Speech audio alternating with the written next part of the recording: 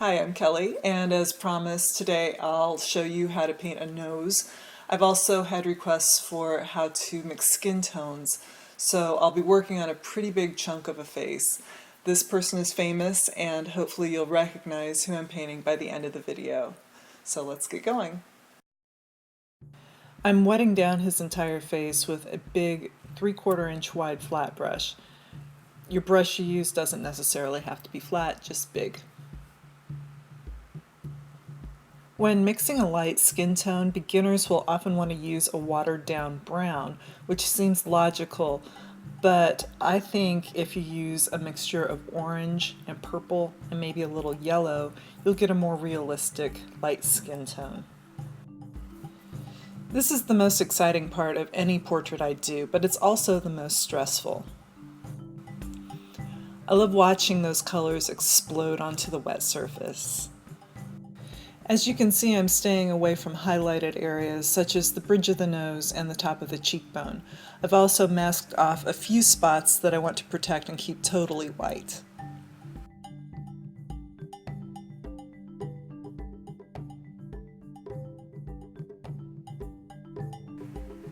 Nostrils, if you can see them, are not circular. They're shaped like teardrops or commas, and most of the time they're not pitch black. For darker areas, I use a deeper concentration of paint. It's less watered down, and there's more purple and less orange. I tried to limit my palette here to just a few colors. I'm establishing the curve and the shadows around the nose. This nose is in profile and is facing the light, so I'm not outlining it or adding color there. He's got some wrinkles that are just permanently there. I'm using a watery coffee color to sketch them in, and then I'll be cleaning off my palette. Now I'm adding a little orange paint along the edge of the wrinkles and underneath the nose. The palette has some bluish stains on it that don't affect my mixing. I should get a new palette, but I'm so attached to this one. That white shape near the top will make sense eventually.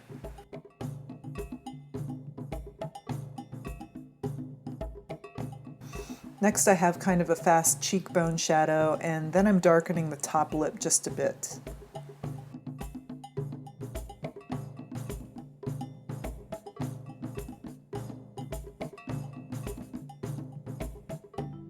Now I'm just adding more light washes of color and keeping everything really soft. This person is often pretty pale, so I don't want to go overboard here. I'll eventually do a dark skin tutorial. It's so much more fun than light skin, I've got to say. One reason why I chose to paint this person is because he has stubble. The brush I'm using is old and very fuzzy. I use it to dust tiny amounts of paint over the surface of the skin, just barely touching the paper. This technique is called dry brush, and it creates a texture that resembles stubble. I've also darkened the nostril again.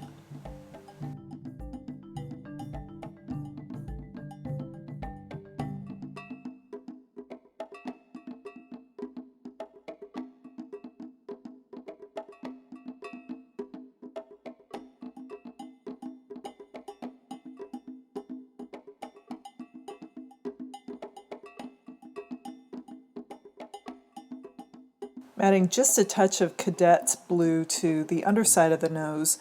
I like the way it works with the orange. They're complementary colors. Men's lips have color, but it's more of a skin tone with maybe a little pink. You never want to outline them, especially the bottom lip.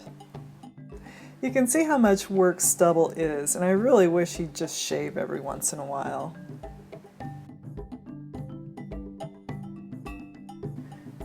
Unfortunately, my camera isn't catching the bottom ½ inch of the painting, but rest assured that there's a lot more stubble down there too.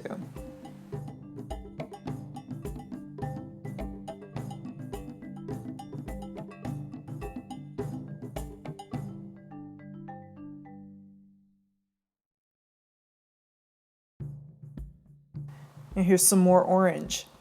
Older people are easier to paint than babies.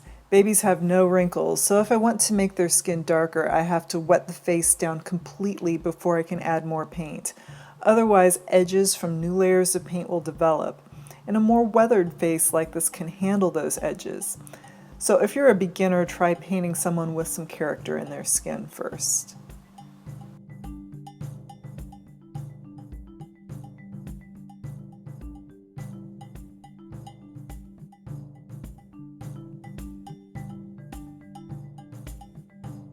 He's got a couple of freckles you can see here. He also has some more under his eyes, but they're sort of lost in the glare of this picture. Now I'm drawing in the thing that makes this person look like who he is.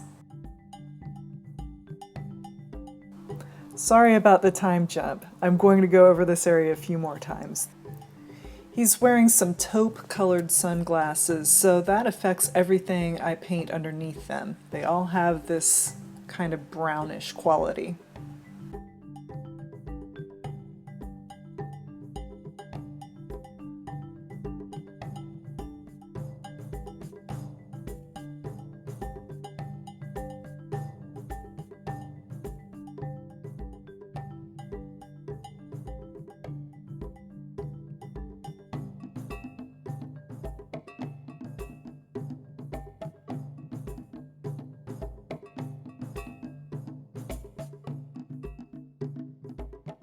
The bluer shapes on the left are defining part of the bridge of his nose.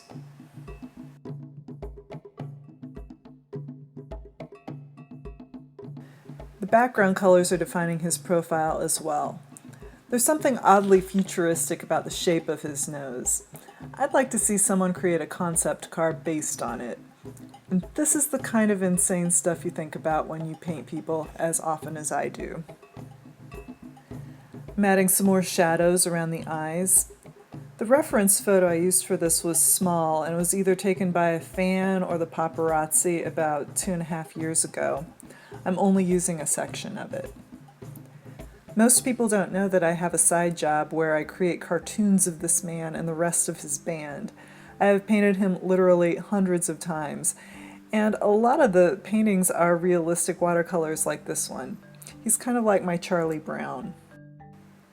In case you haven't guessed yet, this is Bono from U2. You can check out my U2 work at a site called @U2, and I've linked to it below.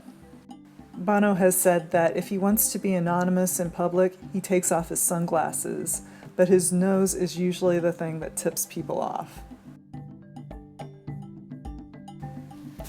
Finally, I'm adding a light wash of yellow over the skin. This is a subtle step that warms his skin up just a bit. And here's the finished painting. Thank you for watching.